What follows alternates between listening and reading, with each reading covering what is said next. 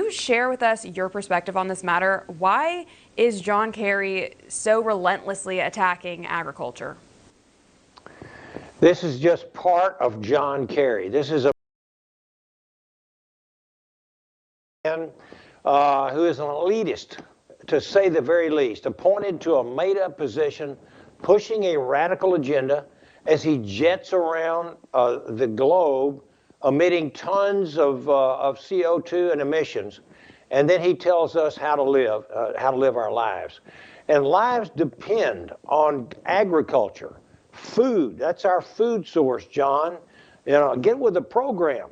And apparently, as an elitist, he doesn't really care about those of us that have to sit down at the table and try to get 3 squares a day around the world. But you know what? This is just part of this radical agenda of this Democrat Party to wage war first on the U.S. energy industry and now attacking agriculture. And really, they're in Holland. It's incredible to think, but they're obviously going to kill off a large portion of their livestock. Yeah, it really is shocking to see this all happening and quite concerning, to say the least, especially since we know people like Klaus Schwab tell us that we're going to be eating bugs in the near future. So it definitely is alarming, to say the least. What do you make of these specific remarks of government farm confiscations are not off the table? I mean, it's definitely an eerie warning, wouldn't you say? Absolutely. I think that ought to make every person, not just in agriculture, every American who enjoys eating ought to really be apprehensive about this. Just as I said, it's happening over in the Netherlands and Holland. It could certainly happen here. He said it's not off the table to try to shut down our ag industry. And if you do that, I assume they think there's too many humans already. So what does that mean? You know, it is a Democrat foolish climate agenda which is making it easier for our adversaries like China to replace us as the world's #1 superpower. And the Democrat Party of the United States is playing right into the Chinese hands. Oh, you are so right, sadly. It's true. And, you know, we should be doing all that we can to empower our farmers, because they're literally, as you stated, one of the most important parts of a functioning society. But it seems like the government almost wants to, you know, interfere and perhaps ultimately seize food production. Is there a way for Congress to fight for the farmers and fight against this radical global agenda at play here? Yes, ma'am. We are fighting as hard as we possibly can in our Republican conference. We know this is suicidal, especially suicidal for the United States of America, but for the Western civilization. You know, for the developed industries to have some kind of just a quack. This is a quack, you know, a philosophy. And let me just say this. U.S. land management practices alone removed 764 million tons of CO2 from the atmosphere back in 2018. This is more than the U.S. agriculture sector emits in 1 year. The U.S. ag would have needed nearly 100 million more acres of land 30 years ago to match today's production levels. A good example, our beef industry alone has reduced emissions by more than 40%. Since 1961. That's incredible.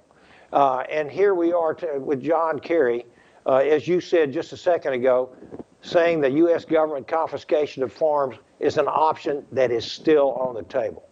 Very, very scary. It is scary indeed. And, you know, this is happening globally. And meanwhile, this climate, you know, crisis is just proven time and time again that it's a farce, right? It's not even accurate information. So how can they be so intent on, you know, completely uprooting our entire system when everything that it's rooted in is completely false? It is not based on science. That is one thing that we know. And let me just say this about our ag sector. Farmers and ranchers are the very lifeblood of our food security. You know, we talk about energy energy security is national security. Well, let me tell you something. Food security is national security. You're not going anywhere without food. And to attack the agriculture sector of this country and in the world is just the height of elitism and really foolhardiness. Absolutely. We saw many of the farmers in the Netherlands standing up and fighting back against this, many protests going on there for weeks on end. Do you think we could potentially see something similar here in America if this does continue? I think that's going to depend on the elections of next year, Allison.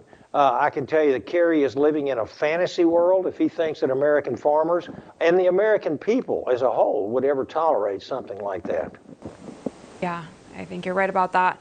How are your constituents on the other side of the aisle feeling about this message? Do you think Democrats agreeing with this illogical view of attacking agriculture is accurate? I mean, you would think that they would be in favor of the people and food because that is a basic necessity, as we've already established. What are they saying about this?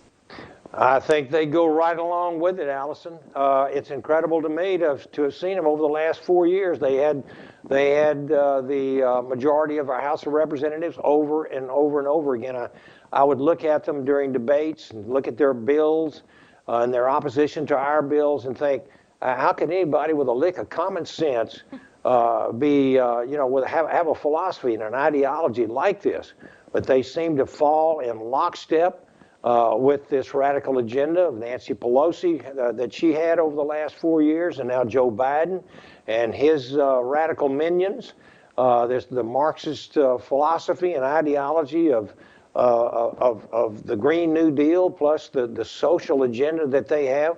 It just doesn't make any sense at all, and I can tell you that most of my constituents are very aware of that. I'm hoping that the rest of the country will wake up and see that we were a lot better off 2.5 years ago than we have been for the last 2.5 years.